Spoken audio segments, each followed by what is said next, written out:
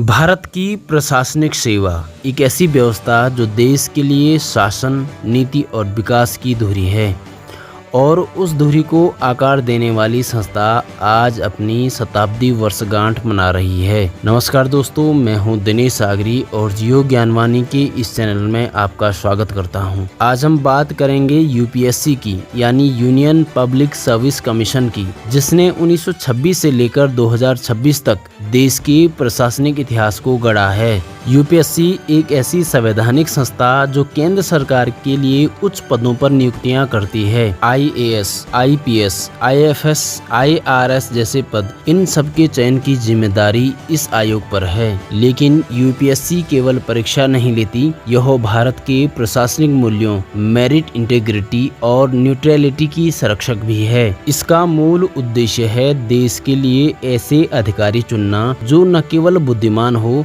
बल्कि निष्पक्ष, उत्तरदायी और ईमानदार भी हो। 1854 से पहले भारत की सिविल सेवा परीक्षा केवल लंदन में होती थी और भारतीयों को बहुत कम अवसर मिलते थे। लेकिन धीरे धीरे भारतीय नेतृत्व के दबाव में यह परीक्षा भारत में आयोजित होने लगी। इसके लिए भारत में लोक सेवा आयोग की नींव रखी गई थी और इसकी स्थापना 1 अक्टूबर 1926 को की गई। उस समय ब्रिटिश सरकार ने 1924 में गठित ली कमीशन की सिफारिशों के आधार पर एक स्वतंत्र पब्लिक सर्विस कमीशन की स्थापना की। इसके पहले अध्यक्ष थे सर रॉस बार्कर। उस दौर में आयोग के 4 सदस्य थे और कामकाज सीमित दायरे में था। बाद में इस आयोग को फेडरल पब्लिक सर्विस कमीशन कहा गया और स्वतंत्रता के बाद इसे संशोधित कर यूनियन पब्लिक सर्विस कमीशन नाम दिया गया। स्वतंत्रता से पहले यह संस्था ब्रिटिश शासन के अधीन आती थी और इस संस्था के निर्णयों पर सरकार का सीधा नियंत्रण था। लेकिन 1947 की आजादी के बाद सब कुछ बदल गया।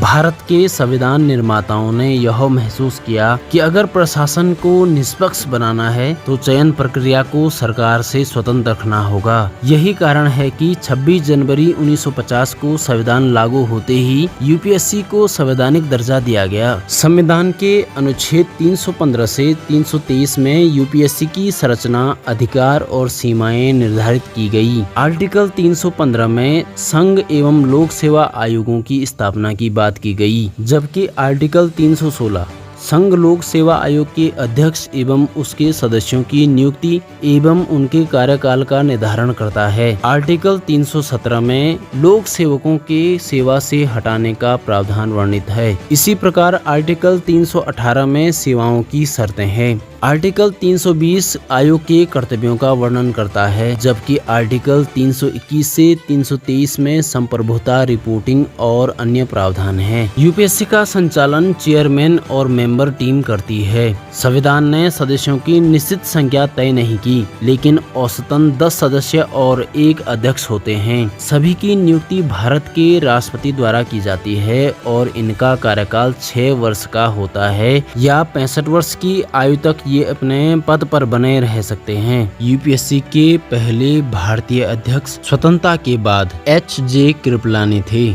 वर्तमान में यूपीएससी के अध्यक्ष डॉक्टर अजय कुमार हैं और अब आयोग के नेतृत्व में सुधार और पारदर्शिता पर विशेष ध्यान दे रहे हैं। वर्तमान में यूपीएससी के प्रमुख सदस्य हैं लेफ्टिनेंट जनरल राज शुक्ला, सुमन शर्मा, विद्युत बिहारी स्वैन, संजय वर्मा और दिनेश दास, जो गुजरात के लोक सेवा आयोग के पूर्व अध्यक्ष रह चुके हैं। बीते 100 वर्षों में यूपीएससी ने अपने स्वरूप में निरंतर बदलाव किया है। पहले परीक्षा केवल अंग्रेजी माध्यम में होती थी, अब 22 भारतीय भाषाओं में परीक्षा लिखी जा सकती है।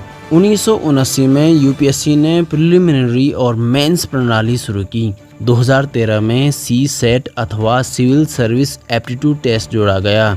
अब परीक्षा केवल ज्ञान नहीं बल्कि तर्क शक्ति, नैतिकता और व्यवहारिक बुद्धि, एथिक्स और डिसीजन मेकिंग की भी परीक्षा बन चुकी है। यूपीएससी ने तकनीकी सुधारों को अपनाया। ऑनलाइन आवेदन, पारदर्शी परिणाम और डिजिटली सुरक्षित परीक्षा प्रणाली को अपनाया। महिलाओं की भागीदारी में निरंतर वृद्धि हुई और आज कई महिलाएं शीर्ष प्रशासनिक पदों पर कार्यरत हैं। यह बदलाव दिखाता है कि यूपीएससी केवल परीक्षा नहीं लेती बल्कि विचार और मूल्यों की नई पीढ़ी तैयार करती करती है। यह संस्था भारत के लोकतंत्र की इंजन ऑफ मेरिटोक्रेसी है। हर वर्ष लाखों युवा इस परीक्षा में शामिल होते हैं। कुछ चुनिंदा ही उम्मीदवारों को सफलता मिलती है, लेकिन इन सफल युवाओं के हाथों में देश का भविष्य होता है। उन्होंने आपदाओं में जनता की सेवा की, नीति निर्माण में योगदान दिया और व्यवस्था को पारदर्शी बनाने में भी अहम भूमिका निभाई। साल 2026 में यूपीएससी अपने 100 वर्ष पूरे कर लेगा। एक सदी पहले